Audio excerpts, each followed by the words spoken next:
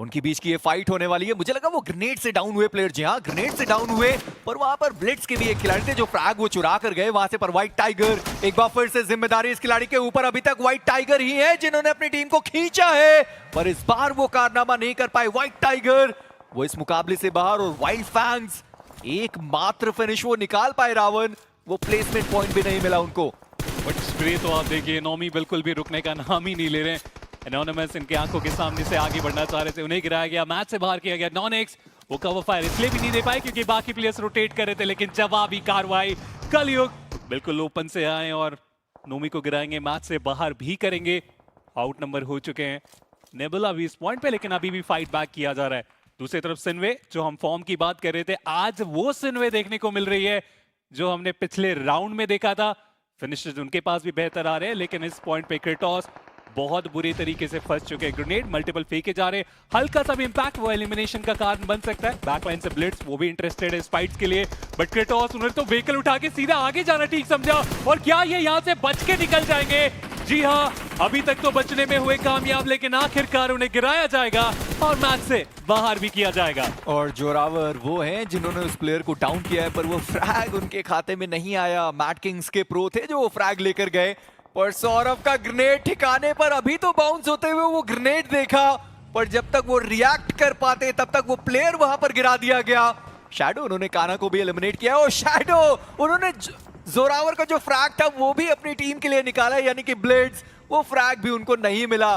पर सिन्वे और ब्लेड्स उनकी भी फाइट की शुरुआत होती हुई नेबुला, उनका एलिमिनेशन हुआ इस मैच से। पर रावण आप सोचिए कि इस मैच के अंदर फीनिक्स जो टॉप पर थे वो बाहर हुए, मेटा निंजा वो बाहर हुए, यानी कि मैट किंग, मिस्टीरियस फोर, नॉनेक्स, सिन्वे और ब्लिट्स, इन सभी के पास मौका है कि अब वो जो बढ़त है उसको थोड़ी कम करी जाए। स्पेशली सिन्वे और ब्लिट्स के लिए मेजी, हमने जो पिछले राउंड में देखा था उसकी झलकियां यहाँ पे देखने को मिल रही है। ब्लिट्स बहुत ज्यादा फिनिशर नहीं निकाले, लेकिन सर्वाइवल गेम बहुत ज्यादा प्यारा, उनके ऊपर वो डैमेजेस आ रहे हैं। मिड रेंज की बैटल सिन्वे के साथ फिलहाल उनकी चलती हुई, बट मैड किंग यहीं पे तो इन्होंने ड्रॉप लिया था मेजी, और तब से लेके अब तक बस किया गया है इंतजार। और ऐसा भी नहीं है कि सिर्फ सर्वाइवल, वो फिनिशेस भी बैलेंस आउट किए हैं। हालांकि अगला स्टेज लग तो रहा है इनके खेमे से हमें जाता हुआ देखने को मिलेगा। हार्ड कवर इकलौती मैड किंग जिनके पास इस पूरे सर्कल में हम देख पा रहे हैं। मिस्टीरियस फोर वो भी इंतजार कर रहे हैं अगले सर्कल का शिफ्ट। बनी सर्वाइवल गेम यहां से दिखाने की कोशिश में लगे हुए हैं, लेकिन सामने से मैड किंग, क्या उन्हें इस बात का अंदाजा है? जी नहीं, डाउन किया गया। अपोलो को मैच से बाहर भी करने में हो जाएंगे कामयाब। दूसरे खिलाड़ी आएंगे, बाहर करेंगे, लेकिन जाते जाते नुकसान पहुंचा दिया गया मैड किंग को भी। यहाँ क्लच गॉड वो भी डाउन है, पर रिवाइवल आसानी से उनको मिल जाने वाला है। पर मैं बात करने वाला था ब्लिट्स की। जब लोअर ब्रैकेट चल रहा था, 6 मैचेस में 30 पॉइंट, और उसके अगला जो 6 मुकाबला खेला वहां पर 75 पॉइंट वो लेकर गए।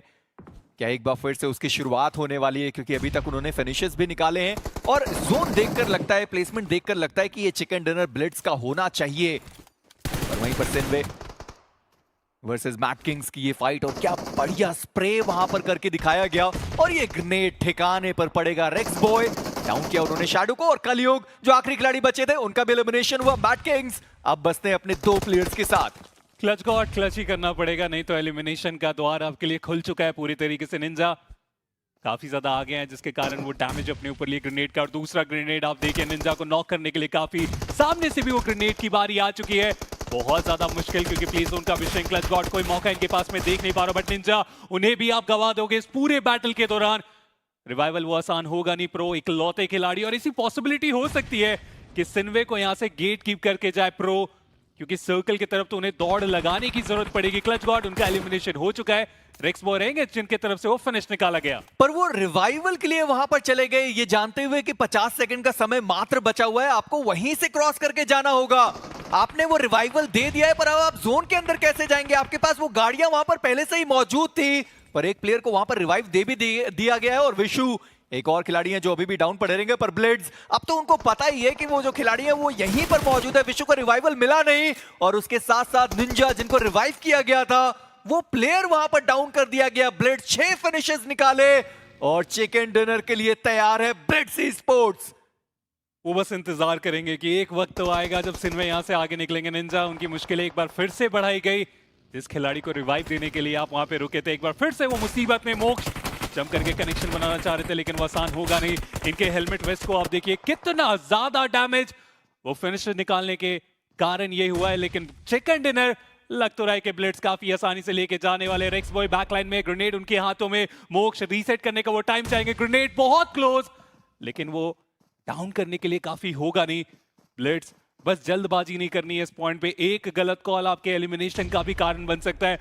पहले कंपाउंड को काफी अच्छे तरीके से चेकआउट किया गया, अब श्योर हो चुके हैं कि बैकलाइन में ही तो बैठे होंगे और उसके बाद मोक्ष गिराया जा चुका है। इकलौते खिलाड़ी रेक्स बॉय जिनके पास वो आखिरी ग्रेनेड थ्रो करने की बारी थी, उससे भी कुछ खास फायदा वो उठा के जाएंगे नहीं। और ब्लिट्स आखिरी फिनिश पॉइंट को भी यहाँ पे निकालने में हो जाएंगे कामयाब। कमबैक की शुरुआत होती हुई इस डे 3 में। पहले 2 दिन में ब्लिट्स मानो गायब हो चुके थे, लेकिन आज के दिन की जब शुरुआत करने की बारी आई, 9 फिनिश